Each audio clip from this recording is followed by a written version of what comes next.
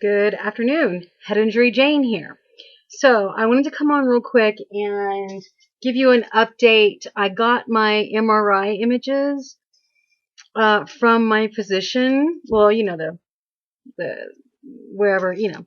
And I broke down desperately. Emailed my doctor in a crazy panic. You know, the hyperintensity white matter, I mean, there is a little in there, but what caught my attention is one of the images actually shows a flattened spot in the soft tissue where I've expressed before and I've talked about this, where there is a spot on my head that if I touch it, it hurts very badly, and it's at the impact site. It's never not hurt from the time that I had my head injury. And it's gotten like yesterday and the day before, it felt like a needle was being jabbed in it repeatedly. Like just a jab, like one center point, like jab, like a sharp jabbing pain. Sometimes it aches and it's dull and it hurts. Sometimes it itches. But that area, I saw it in the scans. I'm really fortunate that my doctor ordered, my glasses are crooked. It drives me crazy. Okay. I just can't stand it. My doctor, I'm so grateful she ordered with and without contrast, and the people who did the CAT scan, I think that they did a beautiful job. I got lots of images, and I also got my neck in there because, my neck is out too. My neck is really crazy. I'm kind of like a walking anomaly. However, and regardless, I actually broke down today really badly. I'm talking about, I was fine. Like, I got upset when I first saw the images. Then I calmed down and I even ate. I was like, okay, I've got to try to go zen with this. And I really wanted to have myself composed when I emailed my doctor. I didn't want to like email my doctor in a state of like freaking out.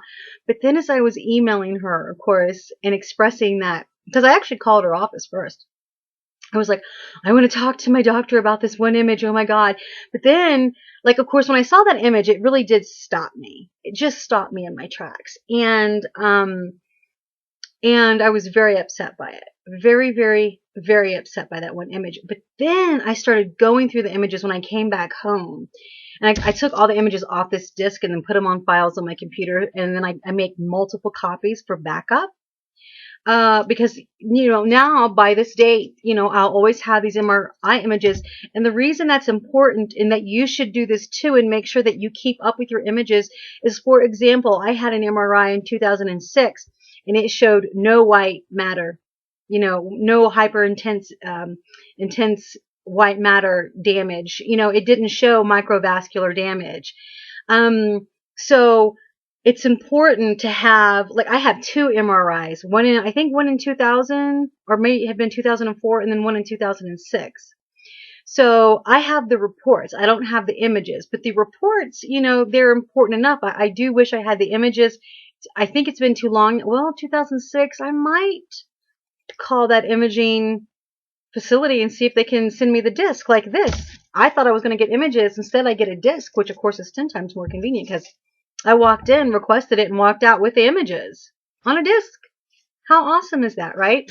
So one of the things that happened, my glasses are just kind of driving me crazy right now, so I'm taking them off.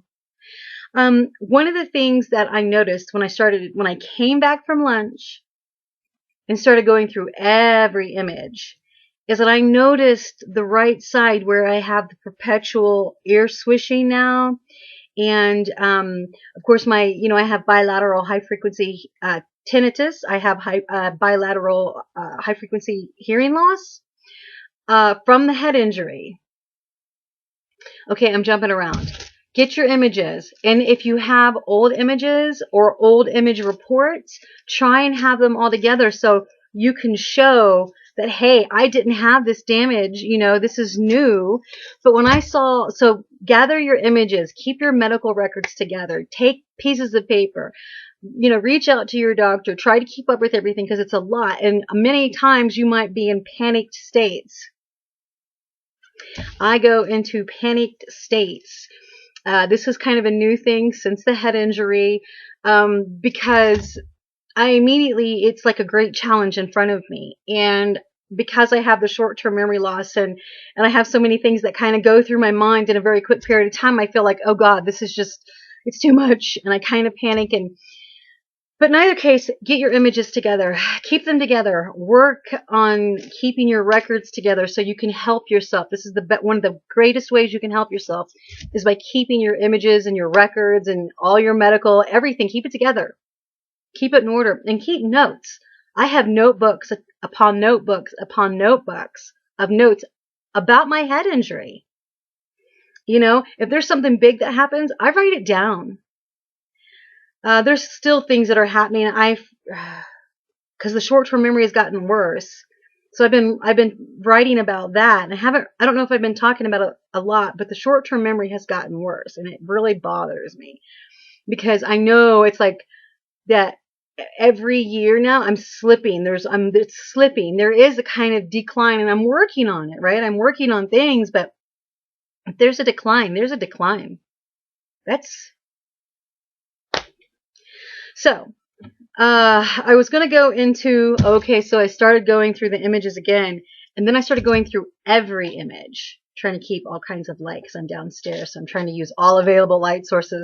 And one of them is my television right there behind us. I started going through the images, and I started totally noticing you don't have to be a medical professional to note obvious differences. For example, around there was a bunch. I'm not going to attach them in here because my name is on them and all that kind of jazz, and I'd have to go into programs to block out the name, and I could do that. I really could do that, and I might do that later. I don't want to do it right now because I'm doing this video, and I really do kind of want to kind of unwind from what I saw. But in one of the images, you know, you can look at the left eardrum and it's completely different from the right eardrum. See, I have a lot of problems on the right side of my head. This eye swells really bad. This side of my face will swell really bad. This is where I have all the squishing in my ear. And sure enough, in so many of those images, you can totally see the right side is puffed out, swollen, something's not right. Even internally inside the eardrums, they're different. Matter of fact, there's a muscle, or I'm not exactly sure what it is, but it actually looks like a leg on either side of the ears. Kind of looks like a leg to me. And in the image, there's this round dot that looks like a lima bean, smaller. It looks like a little coffee bean. On the left side, it's on the inside of the little leg. On the right side, it's on the outside of the little leg. And in so many of the images, you can see that even the eye is all swollen, bigger than this side. And it just, you know, it just confirmed what I knew. But when I saw the dent, there's one shot, one image that you can actually see a dent right in the spot. And when I saw that, I was like, what am I looking at? And of course, you know, like I said, you don't have to be a doctor to be able to see visually anomalies. You can look and go, this is balanced, this is not balanced. You can look at the left side and the right side and compare the two. It does not take a genius to look at the films, the shots, and see that it's not equal. And the side that presents all the problems is the side that's very different from the left side. In many of the images, not all of them. Not all of them. Okay, because they take like different, you know, like different T2 and T4 and all these different types of images. You know, and I was really fortunate. Again, my doctor ordered with and without contrast. My doctor, she works really hard to help me out. She knows I'm panicking. She knows I'm working on controlling it, but and you would think that by now I would have adjusted. You would think by now I would have adjusted. I have not. It's going on 2 years. In August, it'll be 2 years. I still get shocked when I see the MRI and when I know that the ER doctor from 2013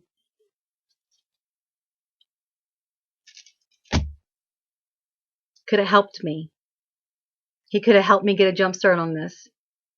I didn't, my injury was August the 24th of 2013. These images, January the 9th, 2015.